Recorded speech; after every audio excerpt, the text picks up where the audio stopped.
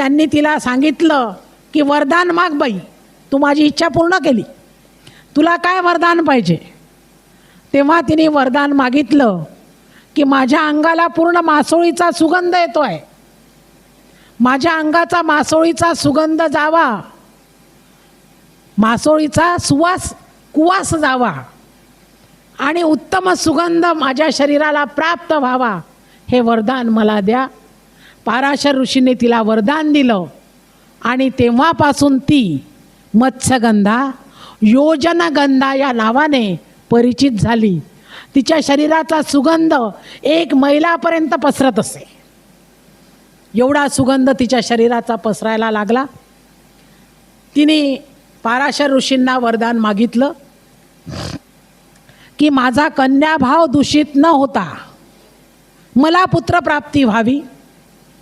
तीही अपेक्षा पाराशर ऋषींनी पूर्ण केली आणि पाराशर ऋषींनी सांगितलं की तुला मुलगा होईल पण तुझा कन्याभाव दूषित होणार नाही, हे मी तुला वरदान देतो. आणि पुढे तिला जो मुलगा झाला ते म्हणजेच महर्षी व्यास होत.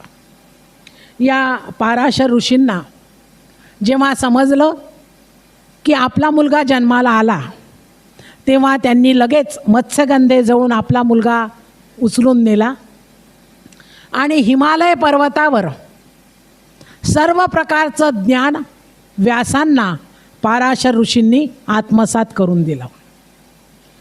उत्तर प्रदेशातल्या काल्पी येथे व्यासटीला नावाच्या टेकडीवर व्यास महर्षी राहत होते. कुरुक्षेत्रावर व्यासस्थली नावाचं एक ठिकाण आहे, तिथेही व्यास महर्षींनी तपश्चर्या केली अशी प्राचीन संस्कृती कोशामध्ये त्याचा आपल्याला उल्लेख सापडतो.